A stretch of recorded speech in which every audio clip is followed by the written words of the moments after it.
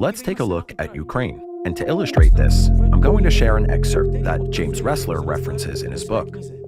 Irina Kremenskaya, director of the Center for Economic and Legal Research and the online portal Hovery, has become a significant figure in Russia's anti-cult movement operating in Ukraine, effectively acting as an agent of the Russian Orthodox Church.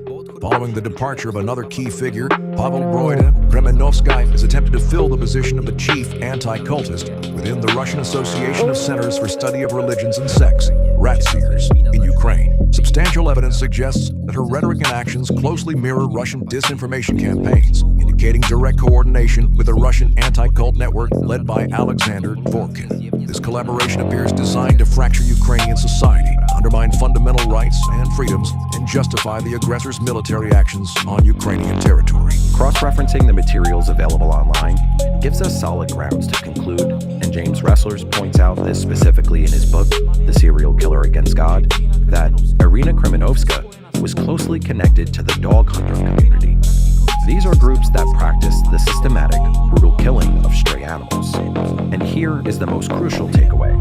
This isn't just some random biographical detail about a random person. We are talking about a dedicated, ideological follower of the anti-cult network coordinated by Alexander Dvorkin out of Moscow.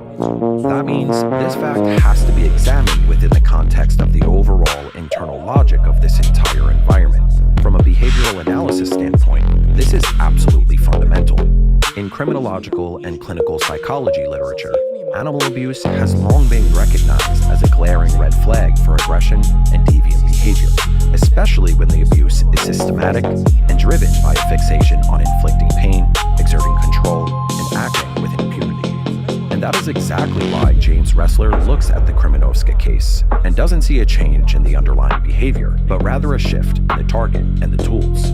First, it was the animals. Then, it was people. First, it was the direct infliction of physical pain. Then, it became harassment, persecution, fabricated accusations, and applying pressure through legal and pseudo-expert mechanisms. When you frame this within the context of Dvorkin's anti-cult network, it becomes blatantly obvious. The form might change, but the internal logic of the violence stays exactly the same. What's particularly telling here is that even as her involvement in the killing of dogs was coming to light publicly in Ukraine, Kremenskaya herself kept right on spinning her image as a defender of society against the threat of stray dog attacks. But let's call things what they really are. Based on the materials we have, can talking about the twisted pleasure of listening to the groans of animals dying from poisoning seriously be considered protecting society? Can a practice where a living creature is subjected to the systematic infliction of pain really be called public defense? There's one more detail here that's especially important. Her persistent fascination with the various drugs used to actually carry out these animal killings. I actually did a deep dive into this exact topic in one of my previous videos, where I showed a clip of Kremenskaya herself listing off the substances they used.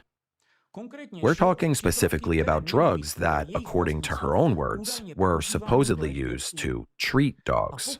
And if we don't look at this in isolation, but rather in the context of the anti-cult network, which, according to all available facts, she represents, the picture becomes even more telling. Because we are not just looking at someone who practices animal cruelty. We are looking at a representative of a structure that originated in Russia and is coordinated by Alexander Dvorkin, a man who, according to the analyzed material, also exhibits a very specific fascination with violence, control, vulnerable victims, and the tools used to inflict harm. That is exactly why, in my opinion, this similarity doesn't look like a coincidence at all.